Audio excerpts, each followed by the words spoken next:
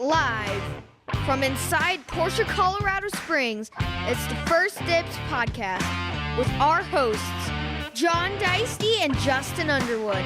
Buckle up and let's go for a ride.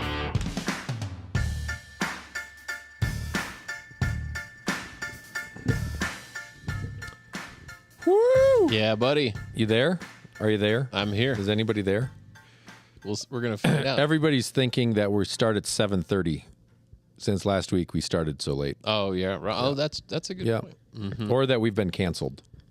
We canceled ourselves. We could have. That might happen. Yeah. Welcome back. First Dibs podcast live inside Porsche, Colorado Springs. Mm-hmm. We are here doing a little bit of a preview of the 356 Club West Coast Holiday. 356 Registry. There you go. West Coast Holiday 2025. Yeah. Taking place here in Colorado Springs next week, August 2nd, August, whatever. September 2nd through the 5th. So check-in is on the 2nd, sometime in the afternoon. Everybody is posting up at the Cheyenne Mountain Resort. We've got kind of a cool little surprise, that'll be greeting people when they get there. Mm-hmm. So that's pretty fun. They got some drives planned, I think, both Wednesday and Thursday. They've got a drive plan where they're going down to Royal Gorge. They're going to get to drive across the bridge. There you go. Which is pretty fun. And I think they're doing a 2 days of where they're trying to drive up Pikes Peak, broken up into different groups. There you go. Do it. And we'll prove who the real mechanics are right. on that trip. 356 toolkits come with a spark plug and feeler gauges, all that stuff. They expect you to be able to service your own the car. only thing I feel like you might need is jets. Yeah, no, for sure. Yeah. If your car lives in Florida, getting here, you're at 6,000 feet. So that's an adjustment. Yep. Major. And then going from here to the top of Pikes Peak is more than double that. I'm just looking forward to hearing how many cars, one, how many cars participate, two, how many cars make it. Yeah. All of them. Yeah. They'll do it. Zwart does it in his 53. Yeah, but his cars are tuned for 8,600 feet. He has jets. He swaps jets. Yeah. So, he drives them back to California and all the way up here. Yeah, yeah. Over Independence Pass. So they can do it. Well, anyway, so they got some drives. So, yeah, I think it's Royal Gorge is one of them. Pikes Peak is two separate drives. The big event is Friday morning from 9 to noon, 9 to 1. They're doing their Concours event, which is in front of the U.S. Olympic and Paralympic Museum, which is like a mile, from here. Yeah. That'll be pretty cool. That's going to be good. Good Grub food truck will be parked out there. That's on Friday. It's on Friday. Yeah. Let's dress up. Let's help me do this tomorrow. We're going to order lab coats, and we are going to be judges. And let's get little spectacles, like just some Franklin Roosevelt. Yeah, super tiny little spectacles to hold up to our eyes. Benjamin Franklin. And one of us should have some kind of funny hat. I got a light up cowboy hat. No, like distinguished. Like a Sherlock hat, maybe, sure. or something like that. You've got fedoras. Yeah. Notice how I pluralized that. Fedoras. I don't think I have fedoras. I'm sure you have more than one. I don't think I do. I have a Panama hat. I think that's different. Even better. Yeah. But we should. Do you have a bucket hat? I've never heard like a Lincoln. I've never heard bucket hat more in my life than when my daughter was, 14 years. Is that like from Devo? I guess. The bucket hat. The Jello mold? Right. Huh. So anyway. All right. We can be judges. I think that'd be fun. Just to pretend. Yeah. Walk around with a clipboard. Yeah. And just scratch stuff. Touch stuff. Just look at it and shake your head. Yeah. Just touch stuff and shake your head. Right. Little, like a white glove, just wipe on it, look at your finger, and then. Yeah. Yeah. Is this your first 356? Yeah. Yeah. Yeah. Do you know about 356s? Or we can make them open the gas cap and smell it. Oh, like, yeah. Is that 87? That's 87. And we just talk to each other. We ask them for stuff and we don't respond. If they say anything, we just talk to each other. Sounds like judges. No offense to all those judges out there watching. You do a fantastic job of what you do. This is obviously a parody show. Yeah, but we could. You're just rubbing them up for next year at the the Works reunion. You don't. But let's. We should bring something to capture washer fluid. And then also bring the same thing with a little bit of blue Gatorade in it. And then we fill it up and then switch it real quick and then take a sip. And then just keep walking. Right? Off. Yeah, just nope. Yeah. Yep. Yeah. That's good. I like that. I think that all sounds fun. Yeah. It's going to be fun. It's going to be a great time. This has been over a year in the making. That's good. And everything's coming down to the last minute. It's I got to tell you, right, I was joking around with the guy, one of the main organizers of all this yesterday. It's dealing with the city. So Porsche Colorado Springs is sponsoring the location for the Concours event. That's kind of a big deal, actually, is closing off city streets. Yeah. And reserving parking spaces, all that kind of stuff. Well, anyway, I started this process over a year ago with the city, and there's, no communication whatsoever until there's like 2 weeks to go.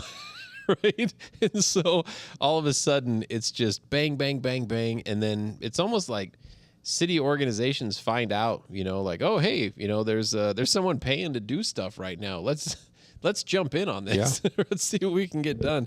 But anyway, thank you to everyone involved with the city and the parks and the districts.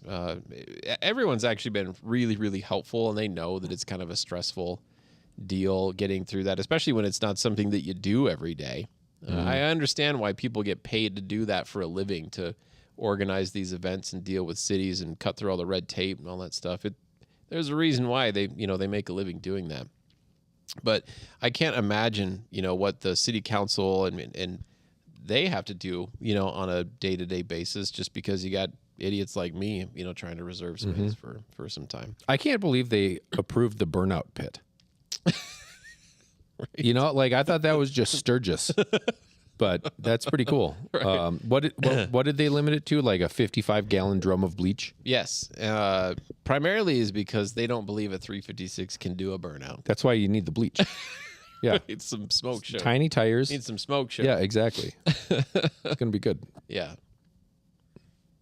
There will be smoke show at the 356. I'm part of it. Right. Yep. So anyway, this has been really fun to be part of. Super lucky and fortunate that the 356 registry even thought about contacting us. So you're going to wear Uggs. I'm going to wear flip-flops. Wow. With lab coats? With our lab coats. I'm going to have to We're going to have to buy Uggs. some. Yeah, I know. So like Ugg they can boots? be knockoff Uggs. Ugg boots? But yeah, like big furry Ugg boots. Just hope it doesn't rain. Yeah. I like it. It's a good idea, John. Yeah, I'm crazy. So, in other news, did we get anything traded in, or did we purchase? Did we acquire something of interest lately? I can't really tell what's been going on. I feel like I've just, I don't know. We got a super sweet Audi Q3 today. That's true. Very, very nice car. You may have heard about it on the show 2 months ago. I want to say it's got like 33,000 miles. It's very low miles. Yeah, I'd go 37, but 37. you might be right. Yeah, it's a 2018 white gray interior, not black interior. It's a cherry car, man. Yeah. It is really, really nice. So I like that one. We should be getting a 2025 Mercedes S63 hybrid sometime. In the next year. Right. Let's give it the next year. Beautiful car. God, did you see that thing? Stunning. Yeah. It is stunning. The interior was macchiato tan. Oh, it's Which gorgeous. I thought was a really cool name for something. The macchiato is like an espresso with just a touch of milk. And I think this is like milk with just a touch of tan. Right, It's right. a very, very clean looking interior. Yeah. Honestly, I'm excited to try to like feel it, to ride in that car, to smell it, to see it do a burnout at 356 burnout pit. Right. Yeah. It's like 800 horsepower. It is 800 horsepower. Yeah. Yeah. It's ridiculous. That sounds good. I was explaining to the owner of the car, saying like this is a real Mercedes. Yeah. This is built by the Germans, right? I mean, like this is a real Mercedes. That's full on. It is all AMG Mercedes. No, beautiful car.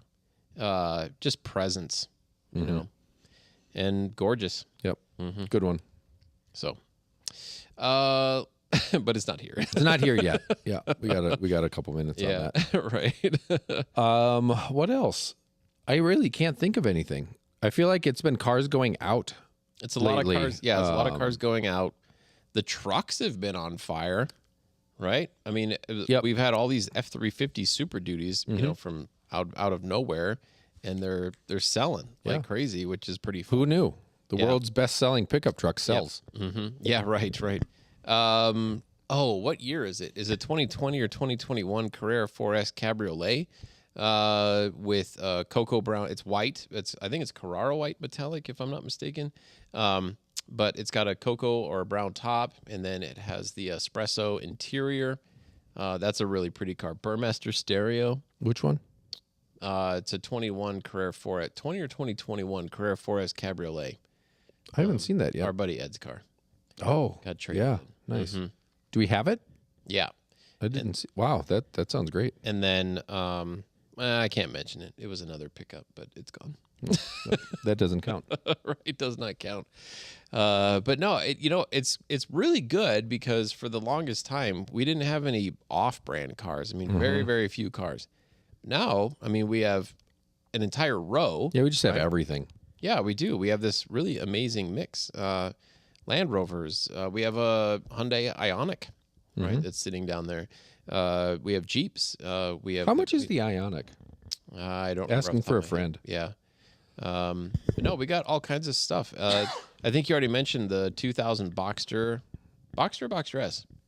That's a standard Boxster. It's a Boxster, yeah. Um, I mean, super nice. Yeah, we've just been really lucky in getting some trades that we don't normally see, or at least we haven't, been seeing here lately. So we actually have a real off-brand selection. And here's a pro tip for people that listen and watch this stuff. Long time ago, before I was in the sales side of this business, a question got asked, how does a Porsche dealership move off-brand cars? Meaning, how do you sell them? Well, there's kind of schools of thought there. One of them is be the cheapest car online, and you'll sell it. That doesn't necessarily work, though, right? Yeah. Another, school of thought is you got to have the best one, right? So let's say the Jeeps, that we have. If it's not the cheapest one, it's got to be the best one. Well, okay. I mean, I could see that. You got the best one, but how do you get that across? So I think the real answer, and people discussing this, it's kind of a combination of things, right? Jeeps are not our bread and butter. Ford pickups are not our bread and butter, right? We're a Porsche, primarily like a 911, a sports car Porsche dealership. And so when we have off-brand cars, a lot of them are traded in by our existing clients. They're really, really well taken care of. And I mean, if it's not a pre-existing client, if it's a first-time Porsche buyer that's trading something in, we are pretty selective, right, as far as what we keep, to sell out to the public, and what we decide not to. So the magic there, it's not necessarily being the cheapest car in the market, and it may not be the best car as far as like the quintessential icon of it. There's a balance, right, that's in the middle. Well, typically where that is below market value in the retail side of things. So the off-brand cars that we have here, they're really, so really they nice. should be nicer than their price suggests. Exactly. They're a really great value for what you're getting. And there's a reason, that you come to Porsche dealerships, or at least Porsche Colorado Springs, to buy a car, and that's because we're fun.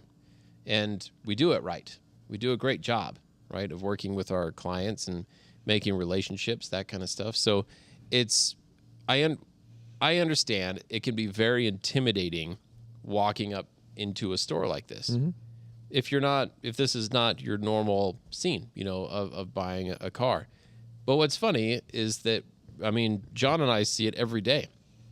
Young people, old people, anyway, first timers that walk in when they're worked up the courage to actually come inside for the first time to look around. Defense is up, right? Their defense is up. All the people inside here are very disarming, right?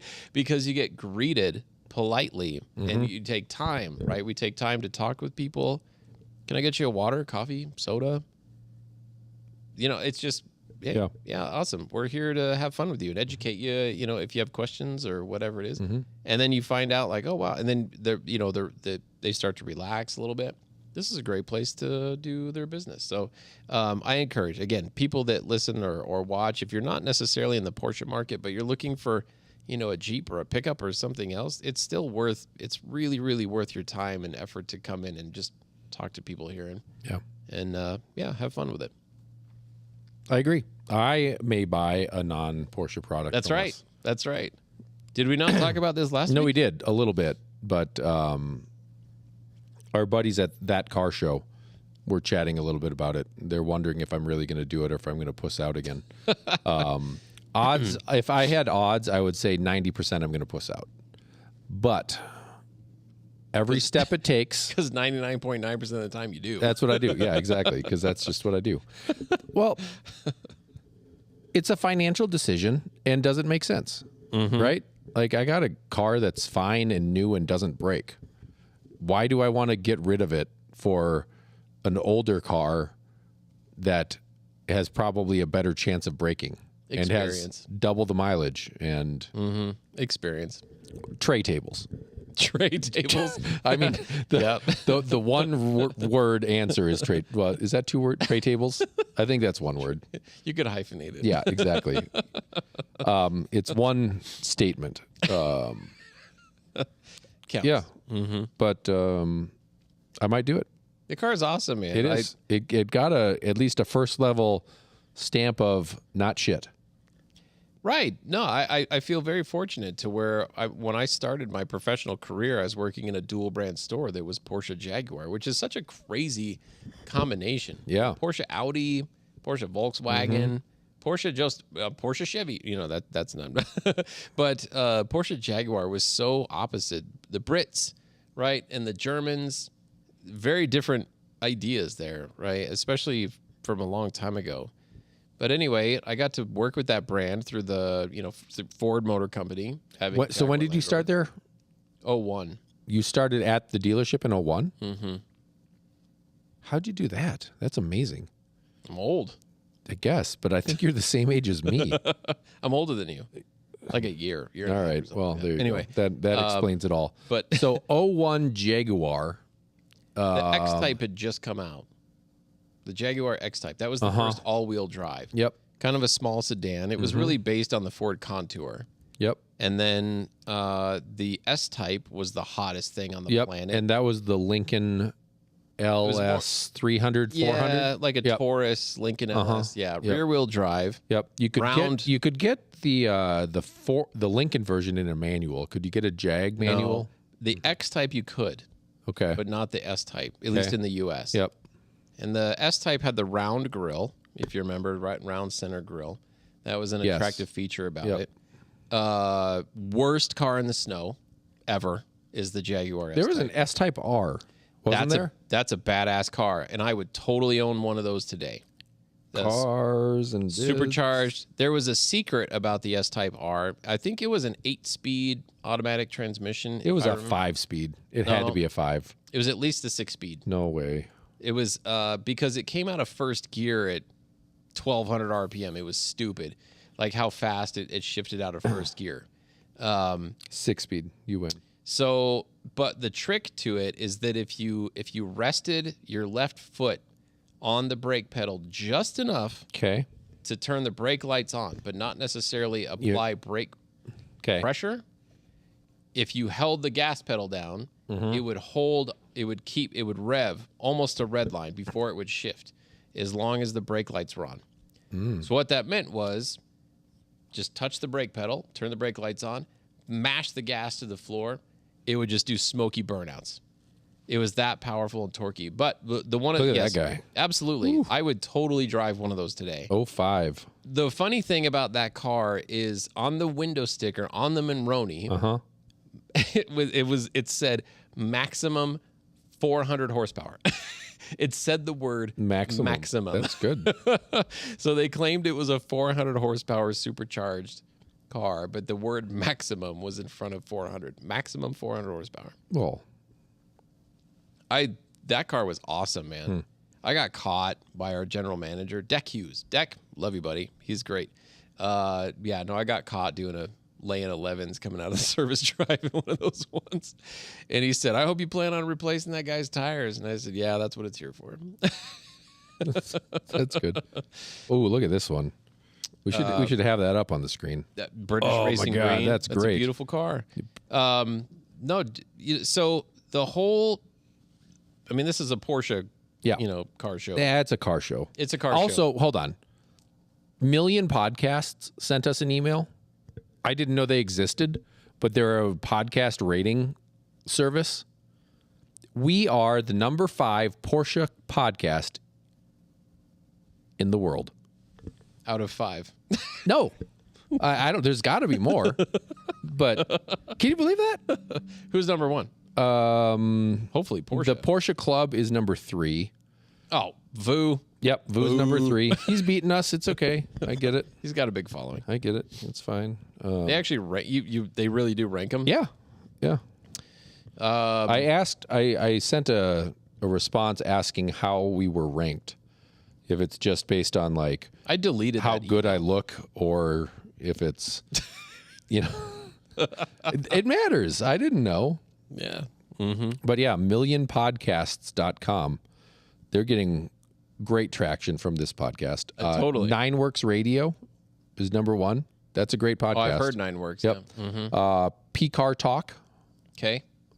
Porsche Club Insider, Okay. Porsche Talk Radio Show, Wow. and then us. Wow. I think Porsche Talk Radio, is that the actual Porsche show? No. Anyway. We'll have to listen to the other ones. Yeah, I don't know who they are, but But yeah. the following us is in Dutch. So anyway. But congratulations. You have been ranked. been ranked. So let's go for Jaguar. We're Let's go for number 1 Jaguar podcast. Because I tell you what, there is not one Jaguar podcast out there. I think we could do that. Yeah. I think we could do that. Well, anyway, to cut it short, I have a lot of respect for the Jaguar brand. I think Tata has done amazing things with it. I think Ford was doing amazing things with it. They just ran out of the money. They got scared, yeah. They ran out of money to keep going. And Tata, they got all the money. So, no, there's a lot of Jags on the road that I would love to own and drive. And you know what? The XJL is certainly one of them. And then not to mention a portfolio. I think I told you, John, when we were looking at that car, I was looking for super V8s. I was looking to buy a super V8. I think that's just a badass car that very few people out in the world know about. But when you see it and you recognize it, and any, no offense, but when any like Subaru punk owner comes up to you and then you just smoke them, you know, in this 160 inch 12-foot long 12-foot long sedan, right? Luxury sedan. That's impressive, right? Anyway, and plus, I mean, I used to work on them, so you can work on mine. Fun fact: yes, the Super V8 electronic steering, the all-wheel drive Supercharged 6 hydraulic steering. There you go. Much better. Is it? Yeah. I went for a test drive with a really, really good long-term Porsche client in, what did we drive? It was, was it the 07 Turbo?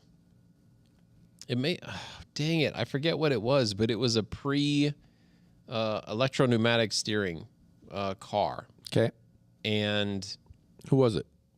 I'm not gonna say their name. I know, but just be like, knows? that guy. Yeah.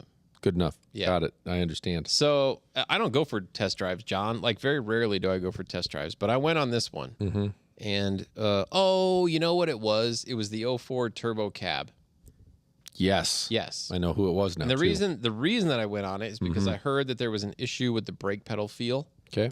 So I said, tell you what, let me drive. And then if I feel comfortable, as far like explaining what the feel is, Yep. then you drive back. And so we did that. And yes, there certainly was a problem with the brake pedal feel. However, during the test drive, the customer says, oh my God, feel the steering. He said, this is amazing, right? Just how connected you are, right, with the car. There is a difference, like when you get in a car like that and versus getting in 991, generation, you can feel a difference. There is a physical link, right, between the steering wheel and the wheels, right, if you will, even in the electromechanical steering. But it is like there's just a different kind of assistance, in the newer cars, and whereas in an 04, I think what you're feeling there's a delay in the assistance because it's a hydraulic pump, right, that's providing the assistance, and it's not electronically fast, right? There's a mechanical force that's happening there, and that's the feedback that you get in the steering is you're kind of in a sense fighting against the force. Where in the electromechanical stuff, there's no force, per se. No, I got it. It was really fun. And, he enlightened me as far as the 996 generation and, what used to be the fried egg. Oh, those are the ugliest headlights. Well, now they're actually kind of cool, I saw one today, 9,000 mile, 2002 cab. That's cool. Guards red. Has the hardtop. One of our clients from up in the Vale area has a detail shop and some like ski transportation companies. He'd been detailing this car for years, and finally the owner was ready to sell it. I saw that car. Oh, I saw it in the shop. God, that was good. Yeah. And he just did rear main seal and IMS preventatively, just because he was like, this is such a nice car, might as well just do it now. Yeah. Wow. If that person listens to this, The headlights. you've got the most perfect Guards red. God, that's a 996. nice. Yeah. It's beautiful. Yeah, that's a really nice car. I saw Zach working on clear, that car. clear headlights. Right. Yeah. No, that is the you me. bought a brand new. Yeah, yeah, and he 996 knows. Cab. He's It's crazy. super excited. That car's crazy. If anybody wants it, he said, call me. So Call John. we'll have that one in our back pocket. Right. I do have a special car coming in for you, John. I'm not going to spill the beans yet. It'll be here tomorrow, so we can talk about it next week. Okay. I think you'll be excited. Like buy it instead of the Jag? No. I can't afford it. Right. Okay, cool. Yeah. Well, I mean, you could. I think you could, but no, the Jag. Yeah, do the Jag. Interesting. Anyway, you'll know. You'll know when it shows up. It's a 2003 Mustang California Special. Is that a with car? 62,000 miles on it. Yeah. No. That's not it. Yeah. Well, that was my one guess. Well, you're out of guesses. Hey, we're at a half hour. This is tough. I like it. It's good conversation so far. I think We got some serious comments rolling here. I know. I read them all. Oh, so this past weekend, I forget we do the show on Fridays. You went to the Morgan Adams Concours Oh, I did event. that. Yes. You know, that show is just a delight. Yes. I need to just have a standing order to leave early on Morgan Adams Saturday. The problem is we're in Monterey the week before that, so I feel like guilty taking a week off and then leaving early on Saturday. But I think that is just what needs to happen. And your party is becoming known. Next year, if you're not there, it's because we're not friends. Like, Or maybe we won the Powerball and I'm just spending time in Maui that day. no, I don't mean you. I mean the collective you. Like you, whoever's listening to this, just need to be there. Totally. we had leftover Big Macs and French fries. Left over. Yeah. Wow. And you know what? They taste the same. I 4 days ordered later. $336 in McDonald's. Get out of here. Yep. That made their whole day. There was a little leftover, but we asked for sauces. What do you get for $336 at McDonald's? 10 Big Macs, 10 large fries, 10 spicy McChickens, 10 chicken nuggets, and 5 double cheeseburgers. It doesn't sound like as much as I was know. expecting. Yeah, it's because wageflation. The burgers are also smaller than they were when we grew up. Yeah. Maybe we're just bigger. Probably true. When I was in band. That's a lot of McDonald's, man. It was a lot of McDonald's. The people that came in to clean the room were like, "What the?" And like Lewis. So okay, rewinding. Morgan Adams, great cause, great show. We like excuses to get dressed up. Yeah. You know, and to bring everyone, because you know, Lewis and Isla like to get dressed up. They, you know, if you're just going to school, Lewis is in a hoodie and like, you know, whatever. No, it's an event. But to get dressed up for an event and be there and have your picture taken and be out and involved with this stuff, it's really fun. They have some food brought in, and you know, there's different local restaurants that are serving stuff. It's open bar. The Stranahan's Whiskey has their little like roll top tent thing where they're serving drinks, and it's just a great experience. It's at the Centennial Airport. All the proceeds benefit a childhood cancer research organization. So great people, great cause, and you get to go see some cool cars. And planes. And planes. Jets. You're crawling around in this stuff. Yeah, we got to go into a pre-production prototype, like new Gulfstream. Oh, wow. You could take pictures of the cockpit, but you couldn't take pictures backwards because they had like all of their telemetry data acquisition server units and stuff like that. You want to see a picture? I didn't take a picture, but like the flight engineers were there to answer questions and stuff. Nice. They had rope running across the top of the fuselage. Okay. And I said, I was telling Isla, I was like, this is for when they're doing some serious negative G shit, and then they're pulling up and you're just floating around and you got to grab onto them. And then the flight engineer lady, she was like, miss, that's not correct. That's there in case there's a fire and there's smoke so we can feel it and we can get to the front or the back of the aircraft. I was like, my story's better. She agreed. She agreed. I said, you can use that next time. Right. Yeah, that's for when we're pulling the zero G shit. Vomit, comet, here we come. Up and down. Whoa. Grab the rope. Yeah, exactly. But you get to see these planes like pre-built. And last year and this year, the thing that's like just blown my mind is the size of the windows. You know, on a passenger plane, you know, it's... Yeah. You know what a window looks like. Yeah. On these, it's like 4 times as wide and just as tall. So you get this just beautiful like picture window out. You can really see. So. Yeah. But yeah, you get to play around on that, and they had some jets and warbirds and live auction. Yes. One of our friends won something on the silent auction bid. Nice. So I think next year I need to get there early and bid on stuff because there's things to be had. Do you know what was won? A trip to Barbados for like $30. That's not true. No, but it's something similar for probably more money. Right. Yeah. That's awesome. Well, good. Yeah. Great for them. Thanks for supporting the cause. Yeah, I think so. No, I really do. We've been affiliated. We've been participating with Morgan Adams for a number of years. I think the first time I did that was it must have been in 2015 or 2016, around that time frame.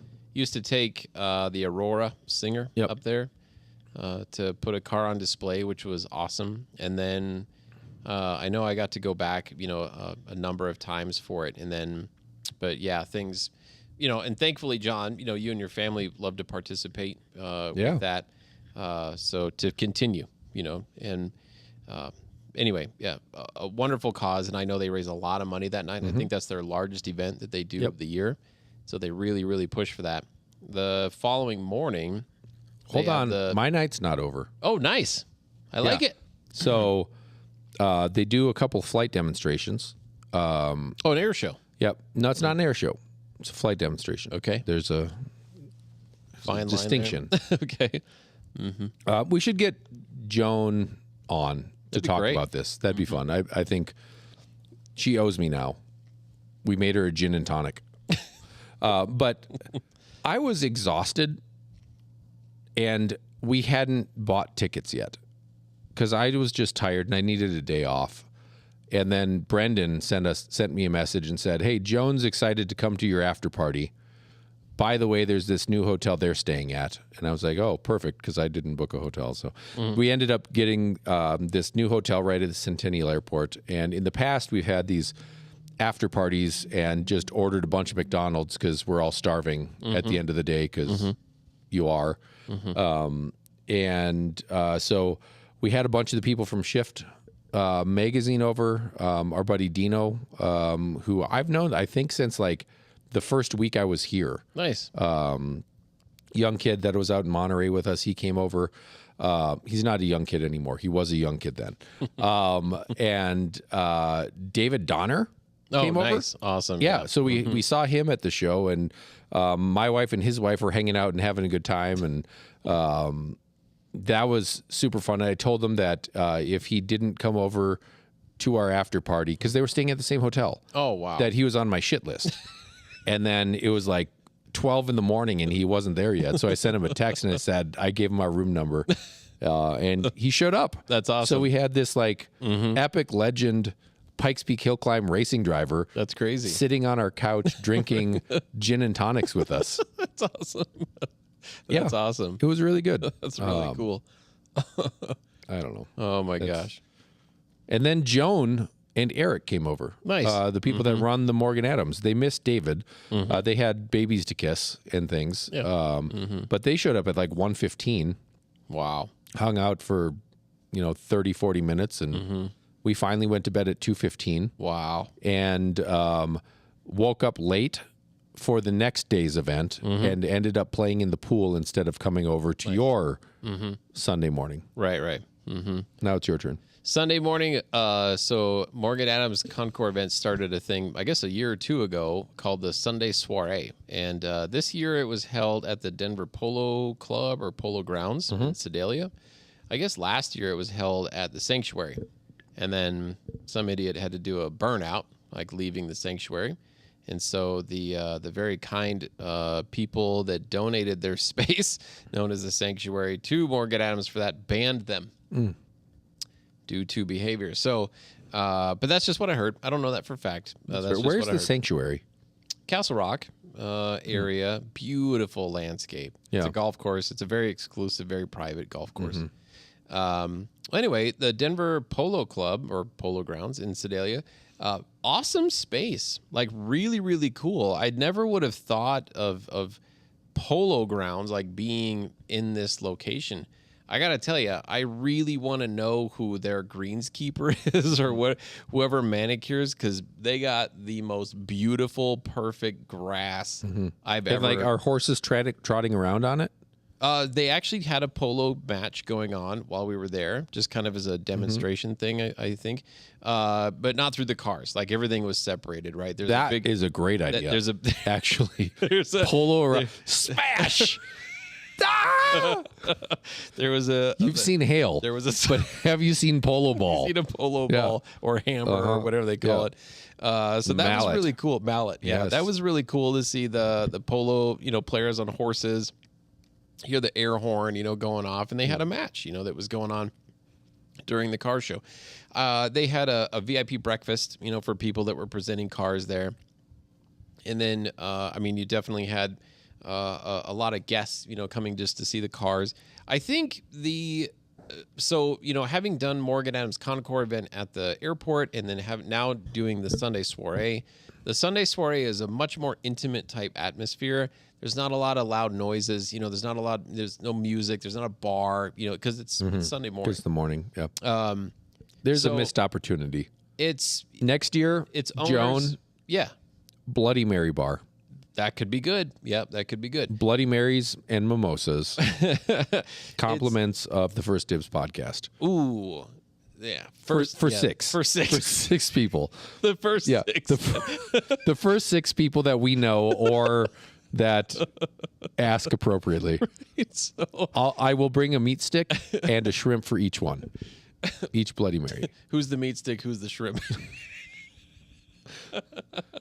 So moving on, the Sunday soiree, it's an opportunity for the car owners, to really kind of hang out with each other and talk and share some stories, meet some other people. I met this super cool guy that was just fascinated by the Extreme, which is the car that I took there to put on display. And he wanted to get a ton of film of the car. So he actually followed me out once the show was over. He followed me out of the venue all the way, through Sedalia, through lots of Castle Rock, and then we got to a certain point and I'm going this way and he's going down that way. It was a lot. It was a lot of film. Rollers, I guess they call them, which I was blown away. This guy was doing it all by himself from his very nice Audi. He had very well outfitted with all this stuff, but anyway, it was neat. That car certainly collects attention wherever you go with it. Awesome photo opportunities. It's a great opportunity to just meet people, right, in general, and talk about the car. There was multiple people I talked to there that they were in Monterey. They were at the Works reunion. And I got to tell them, I said, "Oh yeah, no, I was there. I was one of the guys in the speed yellow pants." Those were great pants. Like, we saw you. Can you order me some of those? I'll pay you for them. But yeah, I just need your size. I won't say that on air. So, no, it's and that was a great time. And our buddy Scott, that's getting the Spider, he was there and with his friend Hallie, and he was so kind. He came up. I think he saw that I was going to be pretty occupied all day, right, talking about this car. And so he barges in with a cup of coffee and like part of a donut. And he says, "Here, I got you these because I know you're going to be busy, buddy." That saved me. That was tremendous. So thank you so much. It's a ton of camaraderie, right? And it's not necessarily, I wouldn't say it's the who's who, but it's people that have been in that scene, in the car scene, car culture scene, and not even necessarily like the super exotics.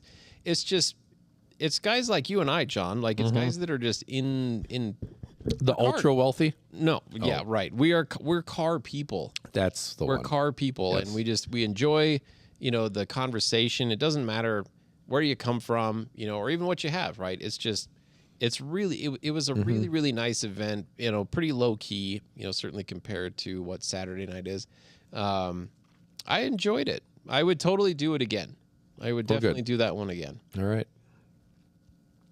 And it's less expensive. I think it's like $20, for people to get in. So Yep. It was fun. I felt with all that stuff, I feel totally fine paying for it Absolutely. because I know where the money's going. Right. If it was, I think tickets are $300. If it was $300 to go see a show, it's worth it.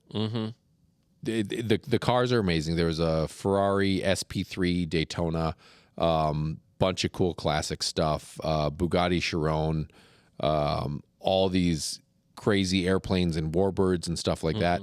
So, the ticket price, I think, is supported by the quality of the event. Yeah. But when you factor in the fact that it's just giving money to something good, totally cool. Right. But I also understand that there's people that can't afford that. Sure. Years past, I couldn't have afforded that. I couldn't have gone. So to have something else that is a more accessible way to access it, where, again, you don't have to dress up. You don't have to, Yep. powder your nose. Right. We got 15 minutes left. Should we do some questions? Yes. Let's see here. Stephen H. Yep. Thanks for continuing to be consistent To nail it with questions. every week. Yeah. Yeah. What were some of your most memorable customer car chase experiences you were able to fulfill? You got one going on right now. I do? Mm-hmm. You'll have You have to a tell me very about good that. client that it's his very first new Porsche that he's ever owned. That's true. That's That's pretty cool. That's pretty fun. So he had the 930 on his wall when it was new. So call it 1976, Yeah. 7, something like that. Yeah, 76. And this is his first new Porsche. Owned many Porsches. Yep. First new one. First new car was an 85 GTI and has not had a new car since then. Wow.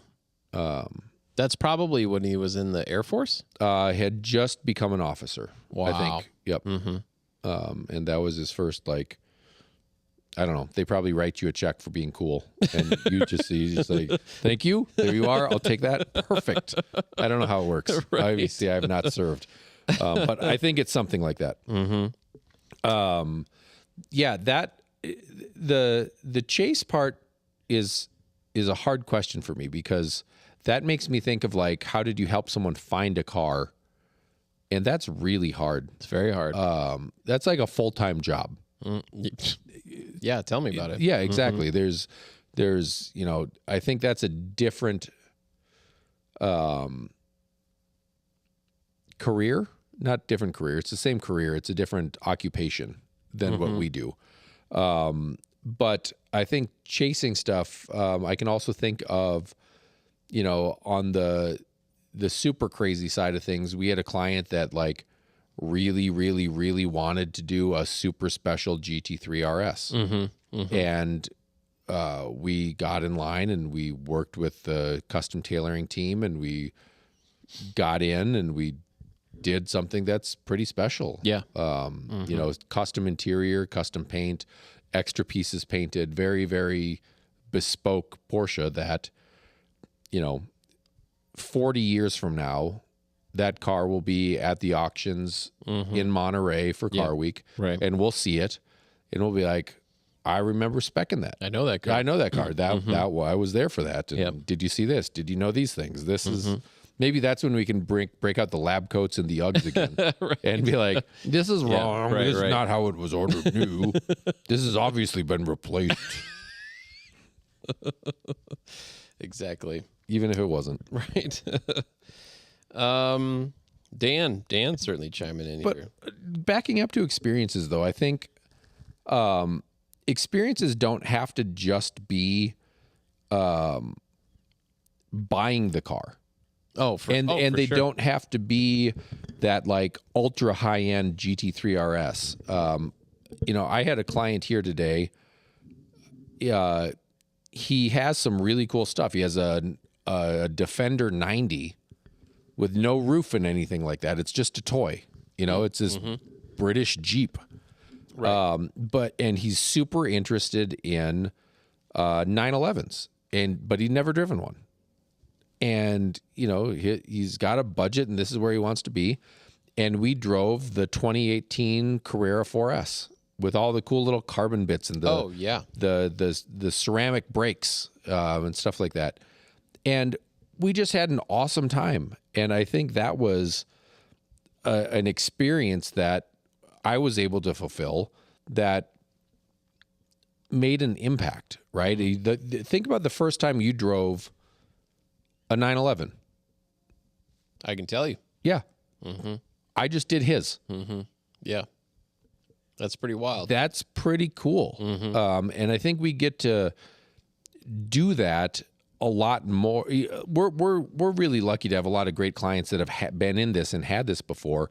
But for each one of them, there's people that haven't entered this space before. And when you're looking at all of this, I mean, a 66, a 74, a 944, Outlaws. How do you figure out Right. where you want to be? Yeah. So I think that's kind of a fun. Yeah. Oh, yeah. It's far away from picking out your favorite F-150. I think so. Yeah. It's because they're so different. Yeah, absolutely. You know, I'm sure a 2010 F-150 drives a lot different than a 2020 F-150. But I bet a 911 is way more different. It is way more different. And way more the same. That's right. Look at that. All the things. Let's end it there. I like it.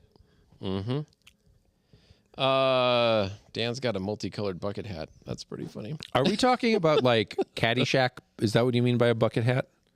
Yeah. Like I should be fishing? yeah, right. All right. Yeah. Yep, Okay. yep.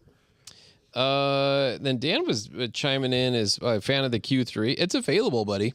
Yeah. I mean, yeah, come on down tomorrow. I'll make you a deal. Let's see. Jesse had a really good question. If you want a paint to sample color that isn't on the builder, would that become a Sonderwunsch build if accepted by Porsche? This is a very, very good question. Dan has experience with this, so he actually was chiming in while we were talking and says that would make it a PTS Plus or Paint to Sample Plus. Yep. And then Jesse responded, well, it's a color that is paint to sample, but not on that model/trim. And Dan replied again, still turns into PTS Plus at that point. Yep. Large because of trim body and white testing required. So if you notice on our paint to sample GT4 RS that we have, and then there's the line item on there, the custom tailoring special wishes for X amount of dollars. So when I was able to get the CXX options from Amy from Porsche, that is the only CXX option on that car is the PTS sample.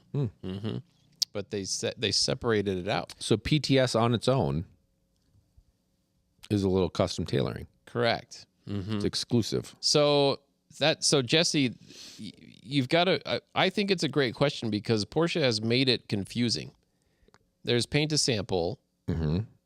But it's a list of cars, colors that are already historic approved. colors, things that have been approved. Yep, things have been approved. They can still do. And then Dan, the Paint to Sample Plus, which is you send them a swatch of clothing or whatever, like your favorite doll, and they're gonna we're gonna take this sample, we're gonna charge you $15,000 to find out if we can paint it, and if we can paint it, we're gonna charge you another $15,000 to paint it. Yep, that's cool. That's the plus process, but. There is a guy, Alexander Fabig is his name, at Porsche in Germany, and he's in charge of all that stuff, really. Porsche exclusive, Sonderwunsch, right? He oversees a lot of these things, and what's happening, and I think why it's getting kind of confusing, is that they're all starting to kind of mold together, right? It's almost kind of like one program anymore. Sonderwunsch is obviously, it's fun to say. Yeah. Right. Special wishes stuff. That's really, really cool. But there's other things that have been developing, and they're starting to fall under the Sonderwunsch umbrella. And so, no, I think you bring up a really good point. In some way or another, yeah, it is kind of Sonderwunsch. It's a special wish thing, especially if it's a paint to sample color that's not on their, pre-approved list. Yep. But yes, going through configurators, the Paint to Sample Plus. But if you get Paint to Sample Plus, do you also get the interior mods? Well, that's that would be a CXX thing. But can you? That's what I mean. Like, are they separate buckets? Yeah. Like, I can.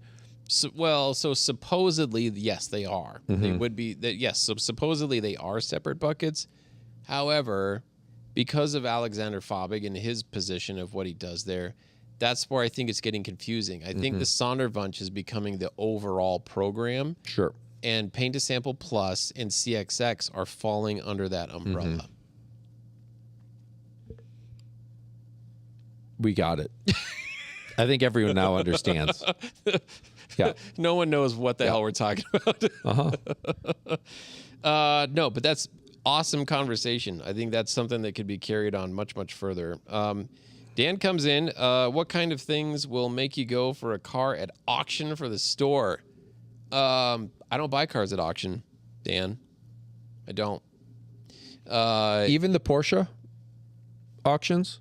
Try not to. Yeah. Because they charge so much. Yep. I watch them. Yeah. And I pay attention, to what things are selling for. Which ironic, you know what? One car on the hot list to pay attention to from a couple weeks ago was a black 911 ST at the Porsche company car sale, which is a private closed auction for Porsche dealers only. I want to say that car hammered at like $650. Yeah. That's actually fairly reasonable. Yeah. But another car sold, was it on Bring a Trailer, I think, for like right around that same amount. Mm-hmm. So STs, you know, as far as dealers asking, you know, the first one out there that was listed by Champion for $900,000. Yeah. But even the listings now, you know, in the 700s, they may sit for a little bit. Yep. So the ST, obviously an amazing car. I think that happened with the R. They did. went to triple and then kind of settled to like 100 over and then have gone back north. Mm-hmm. Yeah. So, yeah. And they will. I mean, that's... yeah, it's a great car. Yeah. It's a special thing. Mm-hmm. But I guess, yeah. So, Dan, to answer your question, I really don't. I don't buy cars. I haven't bought a car at auction for a very long time. There's some reasons for that, and I hope to get to a point to where I need to do that again. As in, things are so busy, right? Where I've got to fuel the machine. Yeah, feeding it. And but I guess, you know, things that I look for. The car's got to be under warranty. And I do a lot of research in advance as far as, you know, looking at history and Porsche's side of things. It's got to be a clean car. But yeah, under warranty, clean car. There's certain factory features, you know, options and things that I look for. MSRPs, you know, are a good indicator of that. But yeah, those are probably my top three: is build list, it's under factory warranty, clean history. I know the kinds of cars that I send to auction. I wouldn't want to buy them. Yep. And anyway, so I try to avoid that at all costs if I can. And that's why, you know, buying cars from people like you, I'd much rather buy one from an individual. It's much more difficult for an individual to lie to me than it is for an auction house that they don't care. Yeah. Just send it. Yeah, there is like an actual connection there, human to human thing. And in the back of your brain as a human being, when you know that you're not representing the car to us, you know, properly, when it shows up here, you're waiting for that phone call. And trust me, Dan, I will call you. I will call you and force it back. And you will say, Dan, that was a really, really nice car. Probably should have paid you more. I'm not going to. Not going to. But thank you for representing your cars correctly. I appreciate you. Mm-hmm. Even with 186,000 miles on it, this is the second cleanest Spider I've ever seen in my life. Yeah. Thanks for selling it to us for $5,000. Yes. So I would buy that. I would put my first dibs stamp on that car. I had one more thing. Next, on the 7th, there will be an announcement of a new Turbo S. Turbo or Turbo S? Probably all of them. Okay. But it's coming. So check that out. On the 7th? I think it was the 7th. 7th, I think you're right. Yep. I like Stephen H's comment to help close it down. To me, the price is not material. It's the feeling of getting the car you have always wanted. It's all about the experience. Well, Stephen H., you're right with us, buddy, because that's what we're all about. It's the experience. So, anyway, that's all I got. Me too. That's a good show. We ended on time. Yeah. Push the off button before it hits 59. So for the First Dibs podcast from inside Porsche Colorado Springs, I'm Justin. That's John. Have a great Labor Day.